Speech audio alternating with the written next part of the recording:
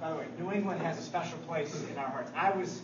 It's funny, I was born when my parents were in college out west, and then they moved to Massachusetts when I was 1. And so growing up, people would always tell me, well, you're not really from here. And I said, well, I don't really remember living anywhere else. I said, yeah, but you weren't born here, so you're not from here. My dad came back to go to college in the East, postgraduate school, and he stayed. Loved it, and New England has been a part of the rest of my brothers were all born in Massachusetts, and the 5 of us call New England home. And New Hampshire, Vermont has been home for many great skiing escapades for us. Most of them ended not well for me. My brothers are a lot better skiers than I am, but we loved coming up here and spending time here. What we did on a small cottage on Cape Cod. When I turned 12, my dad bought a 2-bedroom cottage in Pocasset, Massachusetts. And my favorite activity at that cottage was we had a little rowboat that I would take out and go fishing. And I remember one time my dad had company up at the house, and so I wanted to get out, and I went fishing in the rowboat. And I tied the anchor, or threw the anchor over out when I was about 500 or 600 yards from shore, and caught a couple of fish, and was out there for 45 minutes or so. And I looked up, and I noticed I was a long way off from where I started. And so I went to check the anchor line to see why the anchor wasn't holding to the bottom of the ocean, because it was fairly shallow there. And I realized that I'd thrown the anchor over, but I had forgotten to tie it to the front of the boat. And so, for those of you who aren't boating people, anchors don't really do you a lot of good if you don't tie them to the front of the boat. And so I rowed back into shore and brought the fish, and I was proud that I'd caught the fish, and I wanted to eat them for dinner.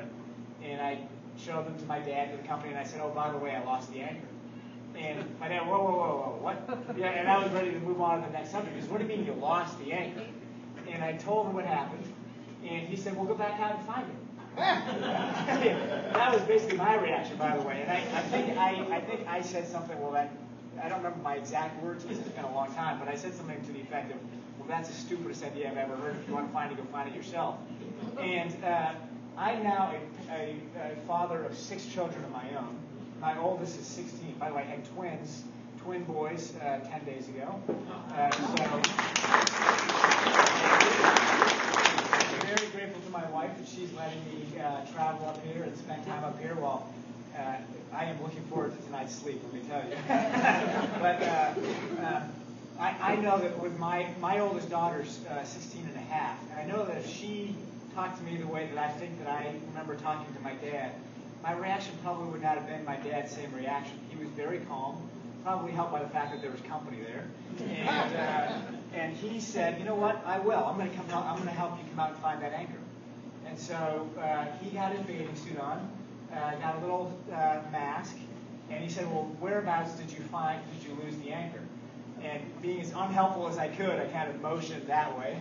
And then he taught me about doing a grid search. He taught me to find 2 points on land, and to use them as a triangle as a reference point, and then to start doing this horizontal and vertical search back and forth to try to find the anchor at about the spot I thought I might have lost it. And wouldn't you know it, about 40 minutes into this thing, we found the blasted anchor. My dad found it, pulled it up, threw it into the boat.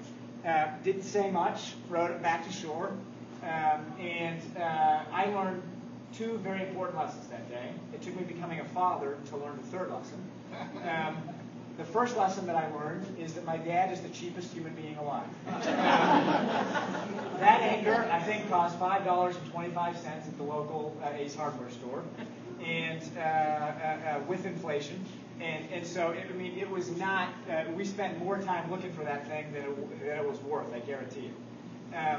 The second, and by the way, he treats every dollar, whether it's his own or the public's, with that same stewardship, that same care. The second thing that I learned is he really believes that there is not any problem that's too great to be overcome if you use hard work and ingenuity. And if you just stick to it and just go looking for the stupid thing, you're going to find it. And you use a little bit of brains, Try to be creative about how you're going to get the job done. You can get the job done, even when your son tells you there's no way you're going to find an anchor in the Atlantic Ocean. The third thing I learned, it took me becoming a father to learn, which is I realize now that my dad didn't care so much about the $5.25 anchor. He cared about me. He didn't want to have me just forget about the anchor and leave it out there to rust. He wanted to teach me a lesson not to give up. He wanted to teach me a lesson to persevere. And he wanted to teach me that second lesson, which is there's no challenge that's too great to be overcome with hard work and ingenuity. And so he took the time as a father.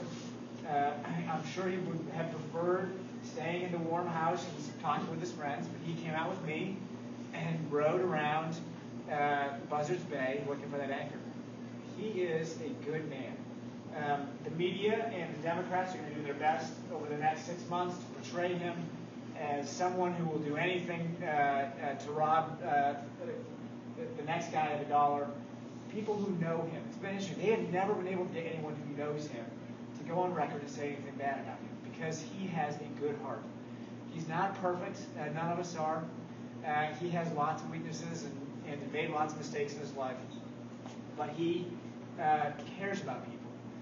He's a bit of a New Englander. He does not wear his heart on his sleeve. But he genuinely wants to make this country a better place. Together, we can do it. We are going to take back the White House. We're going to get him in there. We're going to roll back the regulations that are choking businesses. We're going to roll back the regulations that are choking our freedoms. We're going to help America restore America and the principles that we were founded on. And we're going to make Americans proud to be Americans. Thank you for your support. Thank you for coming out and enjoying the spaghetti dinner here tonight. And thank you for your support. Now let me turn the time over to you. What questions can I answer? This is your chance. I can tell you things that my dad can't about himself. I can brag. It's a chance for me to brag or even dish on a little bit of dirt if you want me to.